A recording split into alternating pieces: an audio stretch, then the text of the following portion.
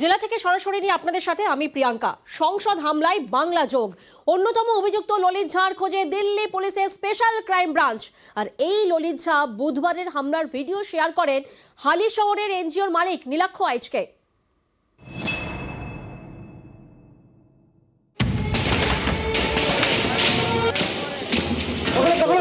सौभाग्य कार्रवाई 2 बजे तक स्थगित की जाती है। 2001-এ সংসদে হামলা হয় 13ই ডিসেম্বর। 22 বছর পর সেই 13ই ডিসেম্বরেই বুধবার সংসদে ফের হামলা। सीमावर्ती क्षेत्रों में रहने वाले लोगों के लिए भी है। বুধবার লোকসভার ভেতরে ঢুকে পড়েন দুই আগন্তুক। দর্শক গ্যালারি থেকে লাফ দেন নিচে, এমপিদের সিট টপকে এগোতে থাকে, ব্যবহার করেন স্মোক ক্যান।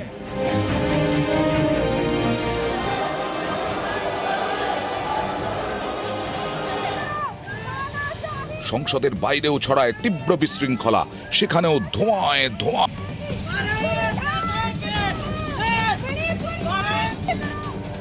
এই ঘটনায় এবার প্রকাশ্যে এলো বাংলা যোগ।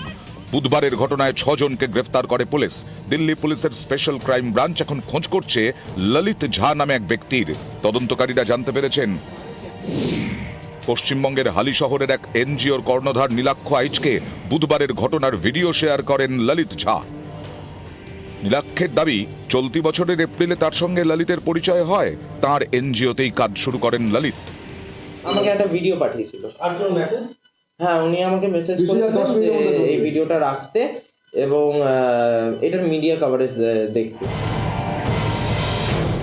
এই ললিত ঝাঁ নাকি শিক্ষক পরিচয় দিয়ে থাকতেন কলকাতায় রবীন্দ্র সরণির একটি বাড়িতে। 1.5 বছর আগে সেই ঘরে তালা দিয়ে চলে যান ললিত। नीचे मैं रहता था, ट्यूशन पढ़ाता था, ट्यूशन पढ़ा के चला जाता था। वो रूम किसका? पहलवान जी उसी का था। शाम को ही पढ़ाता था जनरली, अकेले ही रहता था, अकेले ही चला जाता, बाहर में खड़ा रहता था तो दिख जाता था। বুধবারের ঘটনায় গ্রেফতার 6। লোকসভার ভেতরে ঢোকেন সাগর শর্মা ও মনোরঞ্জন ডি। সাগর শর্মা উত্তরপ্রদেশের আলমবাগের বাসিন্দা, মনোরঞ্জন ডি কর্ণাটকের মাইসুরুর। মনোরঞ্জন কম্পিউটার ইঞ্জিনিয়ার। সংসদের বাইরে থেকে গ্রেফতার করা হয় আরও 2 জনকে। হরিয়ানার হিসারের বাসিন্দা নীলাম সিং। নীলাম MA ও MPhil পাশ করেছেন। এর আগে অংশ নেন কৃষক আন্দোলন ও কুস্তিগিরদের আন্দোলনে। এছাড়া গ্রেফতার করা হয় অমল শিন্ডেকে, যিনি মহারাষ্ট্রের লাতুরের বাসিন্দা। তদন্তকারীরা জানতে পেরেছেন সেনায় যোগ দেওয়ার ইচ্ছে ছিল অমলের। এই 4 জনের পরে গুরুগ্রাম থেকে বিশাল ও তার স্ত্রী বৃন্দা শর্মাকে গ্রেফতার করে পুলিশ। তদন্তে পুলিশ জানতে পেরেছে ধৃতরা সংসদ ভবনে হামলার ব্লুপ্রিন্ট তৈরি করে চণ্ডীগড়ে বসে। সম্প্রতি তারা গুরুগ্রামে শর্মা দম্পতির বাড়িতে বৈঠক করেন। সংসদে হামলাকারীদের ক্ষোভের কারণ বেকারত্ব, কৃষকদের অপূর্ণ দাবি এবং সেনার পেনশন ইস্যু। ধৃতদের একে অপরের সঙ্গে আলাপ হয় সোশ্যাল মিডিয়ায়। পুলিশের এও দাবি, ধৃতরা জেরায় জানিয়েছেন তাদের ছক ছিল 14ই ডিসেম্বর সংসদে হামলার, কিন্তু 13 তারিখের পাস মেলায় হামলার ছক এগিয়ে আনতে হয়। ধৃতদের বিরুদ্ধে UAPA সহ একাধিক ধারায় মামলা রুজু করা হয়েছে। UAPA এর 16 এবং 18 নম্বর ধারায় জঙ্গি কার্যকলাপ, ভারতীয় দণ্ডবিধির 120 B ধারায় অপরাধমূলক ষড়যন্ত্র, 452 ধারায় অনধিকার প্রবেশ, 153 ধারায় দাঙ্গার চেষ্টায় উস্কানি, 186 ধারায় সরকারি কাজে বাধা, 353 ধারায় অপরাধমূলক হামলার অভিযোগে মামলা রুজু হয়েছে। নিউজ 18 বাংলা।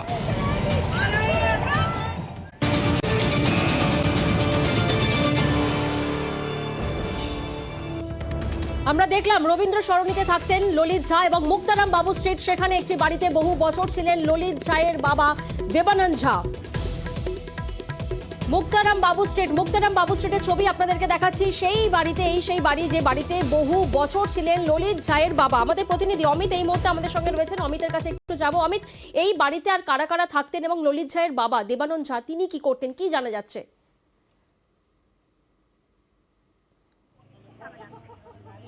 তো ক্যামেরা পার্সন সুরাজকে আরো একবার দেখাতে বলবো আমাদের নিউজ 18 বাংলা দর্শকদের জন্য। আমি দাঁড়িয়ে আছি 59 নম্বর মুক্তারাম বাবু স্ট্রিটের একটি বিল্ডিং এর সামনে, যে বাড়ির একদম এই বাড়িতেই দীর্ঘদিন বলা যেতে পারে এলাকাবাসী যেটা বলছেন বহু বছর ললিত ঝায়ের বাবা দেবানন্দ ঝা তিনি কিন্তু থাকতেন এবং এলাকায় তিনি পূজারী, অর্থাৎ তিনি যেহেতু এই বাড়িতে যে বিল্ডিং এর ছবি তুলে ধরছি এই বাড়িতে তিনি পুজো করতেন এবং পাশাপাশি এলাকার বিভিন্ন বাড়িতে তিনি পুজোর কাজ করতেন। এবং শুধু তাই নয়, দিনভর পুজোর কাজ করার পরে যে এই মুহূর্তে বাড়ির দরজাটি তালাবন্ধ অবস্থায় রয়েছে, ঠিক এই বাড়ির ভেতরেই একটি ঘরে তিনি থাকতেন রাতে, এমনটা কিন্তু এলাকাবাসী বলছেন। সেক্ষেত্রে এলাকাবাসীর সঙ্গে আমরা যোগাযোগ করি, যখন জানতে চাই যে ললিত ঝা তিনি এই বাড়িতে আসতেন কিনা, সেক্ষেত্রে এলাকার যারা সাধারণ মানুষ বা অন্যান্য যারা ব্যবসায়ী রয়েছেন তারা যেটা বলছেন যে তার বাবাই কিন্তু এইখানে থাকতেন, তার বাবা এলাকায় পূজা করতেন এবং তার বাবাই এই বাড়িতে থাকতেন।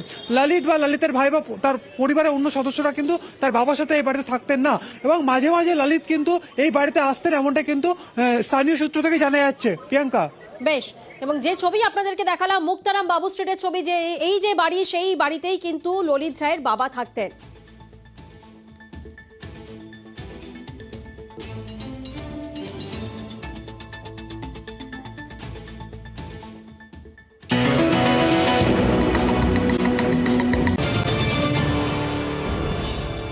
যে খবরের দিকে আমরা নজর রাখছি, নীলাক্ষ আইচের বাড়িতে police.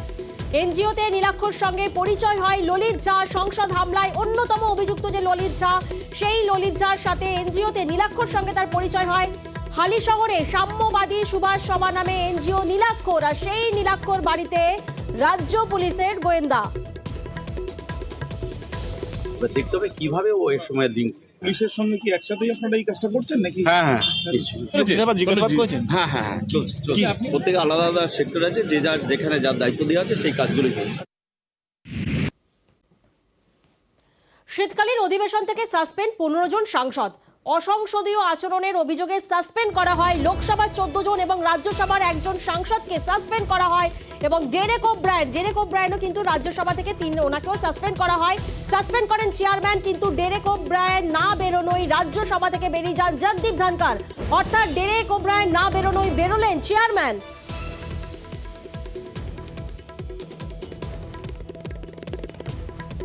I again urge the Honorable Member Shri Derek O'Brien to withdraw from the House so that listed business can be taken up. I again urge the Honorable Member to follow the rules, resolution of the House, directive of the Chair, act responsibly, vindicate his obligations as member of this August House, and withdraw from the House to facilitate discharge of constitutional obligations and serving the people at large. Honorable members, since Sri Derek O'Brien continues to be defined and continues the disruption, the House stands adjourned to meet at 11 a.m. on Friday, the 15th December 2023.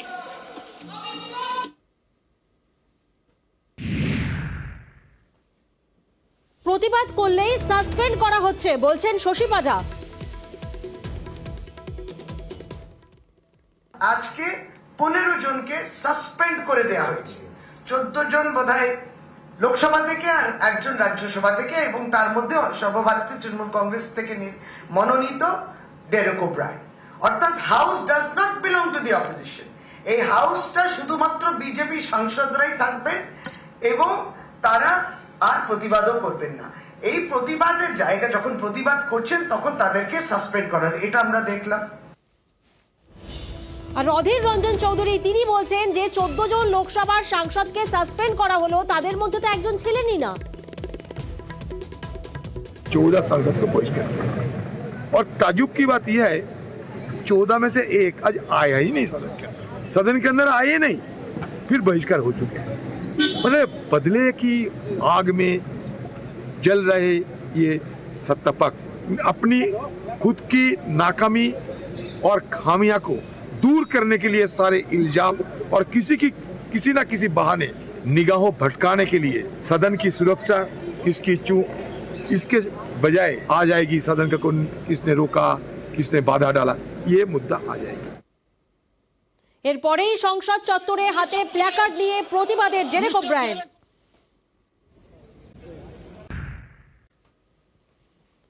নজর রাখবো আগরপাড়ার দিকে। আগরপাড়ায় এক টান টান ডাকাতির ছক কে কষেছেন না বাড়ির বউ।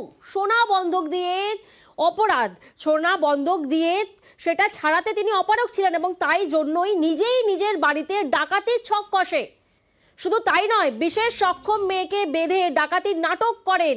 তদন্তে নেমে চাঞ্চল্যকর তথ্য পুলিশের কাছে।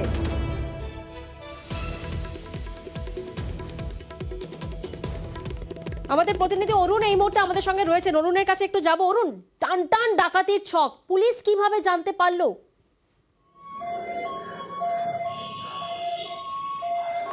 দেখো, 10ই November Digambar Singh Agarpara south station রোডে বাড়ি। তার বাড়িতে একটি বড়সড় ডাকাতি হয়। ডাকাতটা পেছনের দরজা দিয়ে এসে ডাকাতি করে এবং প্রচুর জিনিসপত্র সোনাদানা নিয়ে চলে যায়, এমনটাই কিন্তু দাবি করে তার স্ত্রী। তারপর থেকে ডাকাত দলকে খুঁজে বেড়ায় পুলিশ। তার তদন্তে নেমে জানতে পারে ডাকাতের দুজনের, যারা ডাকাতি করতে তাদের দুজনকে তারা ধরে কোথায় আছে জানতে পারে। তারপর দেখা যায় টান টান ঘটনা যে তার স্ত্রী মীনাক্ষী সিং তিনি এই সঙ্গে জড়িত। তার এক বিশেষ সক্ষম মেয়ে রয়েছে ঘরে, তার হাত পা বেঁধে রেখে তারা বাজারে গেছিলেন, সেখান থেকে ঘুরে এসে ডাকাতির এই ছক তিনি কষেছেন। ফলে পুলিশ তদন্ত নেমে এই ঘটনা জানতে পারলে তার পরিবারের সঙ্গে কথা বলা হয় এবং যে 1 লক্ষ টাকার বেশি সোনা এবং জিনিসপত্র নিয়ে কিন্তু সেখান থেকে ডাকাত দল চম্পট দিয়েছিল।